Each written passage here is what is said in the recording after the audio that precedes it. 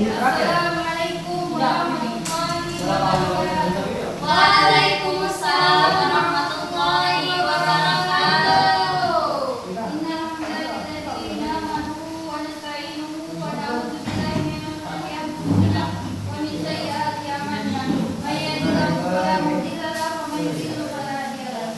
Asyhadu an la ilaha illallah wa asyhadu anna Muhammadan abduhu wa rasuluhu, amma ba'du. Salatan wa salaman da'imaini ala habibina wa nabiyina Muhammad sallallahu alaihi wasallam.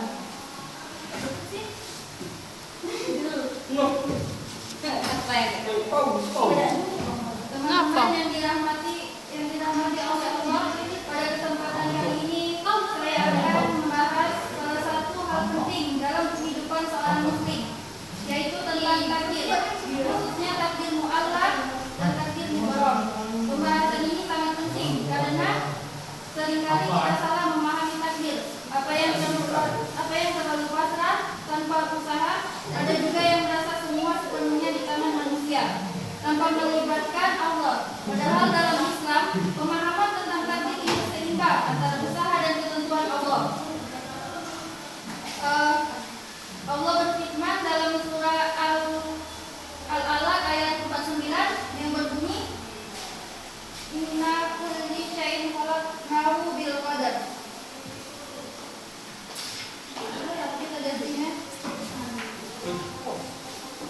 Sesungguhnya segala sesuatu itu sudah sesuai dengan ukurannya.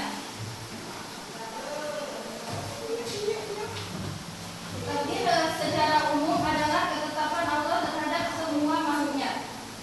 Tidak ada satupun yang terjadi di dunia ini tanpa seizin Allah. Bahkan hal-hal kecil sekalipun seperti kita bangun pagi, pergi ke sekolah, hingga hal-hal besar seperti rezeki dan kehidupan kita di depan, semuanya sudah berada dalam ilmu dan ketentuan Allah. Namun dalam pembahasan takdir, para ulama menjelaskan bahwa takdir itu terbagi menjadi dua, yaitu takdir mu'allaq dan takdir mubarrah. Yang pertama itu takdir mu'allaq. Takdir mu'allaq adalah takdir yang masih bergantung pada usaha manusia. Artinya hasil akhirnya bisa berubah tergantung pada apa yang kita usahakan dan yang kita lakukan. Allah memberikan ruang kepada manusia untuk berusaha, berdoa, dan berikhtiar. Jadi takdir ini seakan-akan ditangguhkan hasilnya sampai manusia berusaha.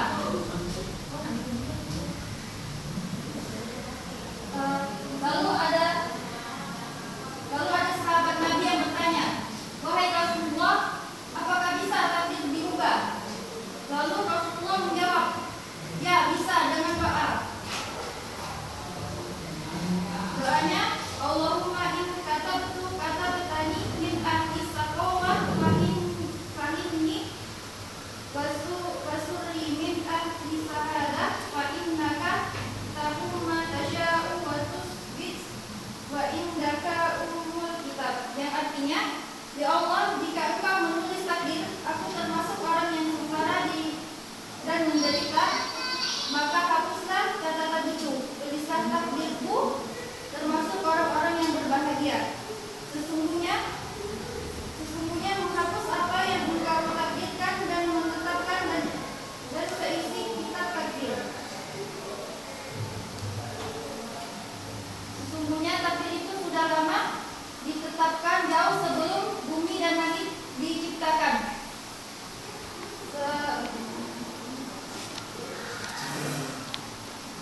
Lalu kedua yaitu takdir mubram. Takdir mubram adalah takdir yang tidak bisa diubah oleh manusia. Ini adalah ketentuan mutlak dari Allah yang pasti terjadi dan tidak bergantung pada usaha manusia. Contohnya itu kelahiran.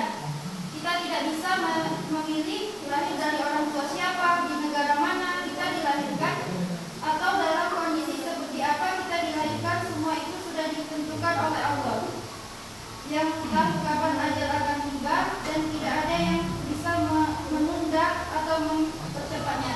Selain itu, jenis kelamin saat lahir juga termasuk takdir mubram.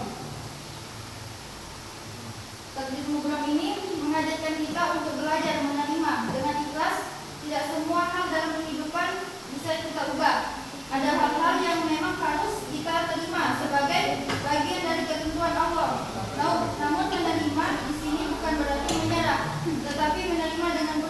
keimanan bahwa Allah Maha Mengetahui dan yang terbaik untuk hambanya. Teman-teman yang dirahmati oleh Allah, dari kedua jenis takdir ini kita belajar satu hal yang penting, yaitu keseimbangan antara akhirat dan tawakal. Keseimbangan antara ikhtiar dan tawakal. Kita tidak boleh hanya berusaha tanpa berdoa, dan kita juga tidak boleh hanya berdoa tanpa berusaha. Keduanya harus berjalan bersamaan. Misalnya, seorang pelajar yang ingin sukses, ia harus belajar dan sungguh-sungguh mengerjakan tugas dan mempersiapkan diri dengan baik. Itu adalah bentuk ikhtiar tetapi di sisi lain, ia juga harus berdoa kepada Allah agar diberikan kemudahan dan hasil yang terbaik. Setelah itu, apapun hasilnya harus diterima dengan lapang dada, karena itulah bagian dari takdir Allah. Selain itu, pemahaman tentang takdir juga membuat hati kita menjadi lebih tenang. Kita tidak mudah iri terhadap orang lain karena kita sadar bahwa setiap orang memiliki takdirnya masing-masing. Kita juga tidak mudah putus asa ketika mengalami kegagalan, karena kita yakin bahwa kemungkinan Allah sedang menyiapkan sesuatu yang lebih baik. Sebagian contoh, mungkin kita pernah gagal dalam suatu hal yang sangat kita inginkan. Saat ini kita merasa sedih dan kecewa, namun beberapa waktu kemudian kita menyadari bahwa kegagalan itu justru membawa kita ke jalan yang lebih baik. Itulah salah satu bentuk hikmah dari takdir Allah. Akhirnya, sebagai seorang muslim, kita harus memiliki sikap yang benar-benar dalam memahami takdir, yaitu tetap berusaha dengan maksimal, tidak mudah menyerah, selalu berdoa kepada Allah, dan menerima hasil dengan penuh keikhlasan. Dengan begitu, hidup akan menjadi lebih tenang dan terarah, lebih bermakna. Lalu bagaimana kita bisa menerima takdir dengan ikhlas? Yaitu ada 3. Yang pertama, meyakini Allah itu zat yang terbaik. Maka setiap ada takdir yang kurang menyenangkan, maka pahamilah datangnya takdir yang kurang menyenangkan itu adalah bukan dari musuh yang pengen kita celaka, tapi dari kekasih yang menginginkan kebaikan. Yang kedua yaitu masing-masing kita tidak tahu ini takdir akan mengantarkan kita ke arah mana. Siapa tahu kita akan mengantarkan kita kepada hal-hal kebaikan. Yang ketiga, kita yakin setiap takdir Allah adalah tidak.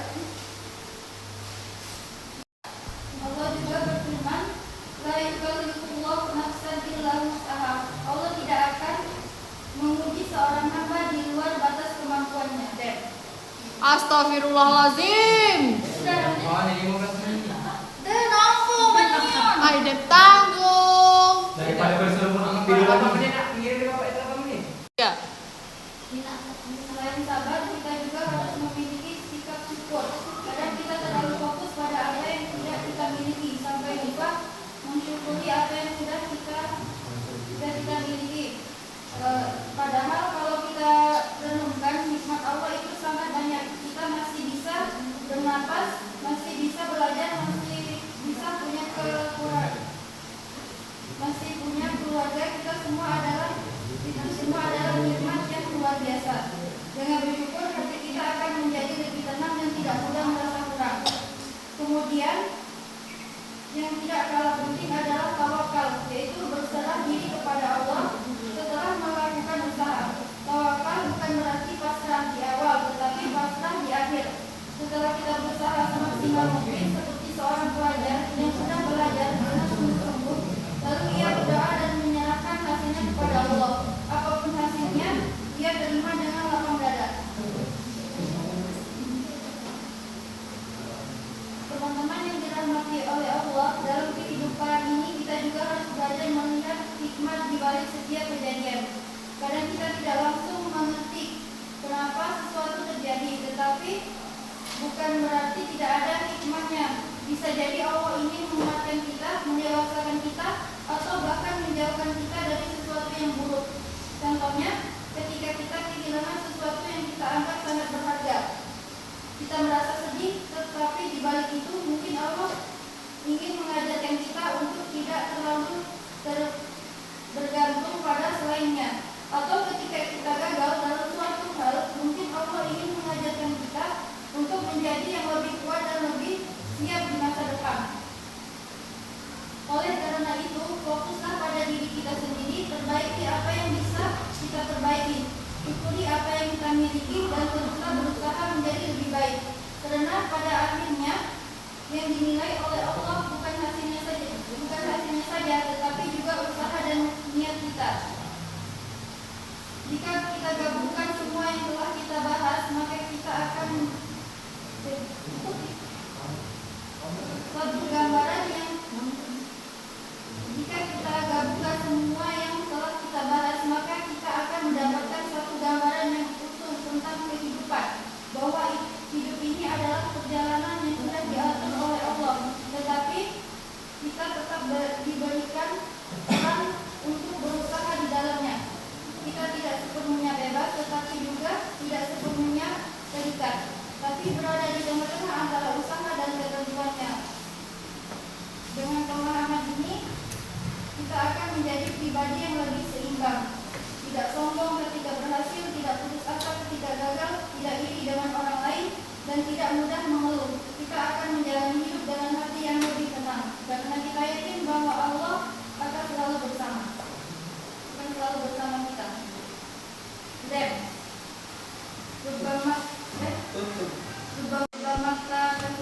termasuk orang-orang yang berbahagia. Sesungguhnya menghapus apa yang engkau takdirkan dan menetapkan dan seisi kitab takdir. Sesungguhnya takdir itu sudah lama ditetapkan jauh sebelum bumi dan langit diciptakan.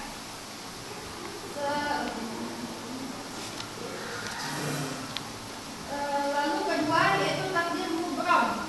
Takdir mubram adalah takdir yang tidak bisa diubah oleh manusia. Ini adalah ketentuan mutlak dari Allah yang pasti terjadi dan tidak bergantung pada usaha manusia. Contohnya itu kelahiran.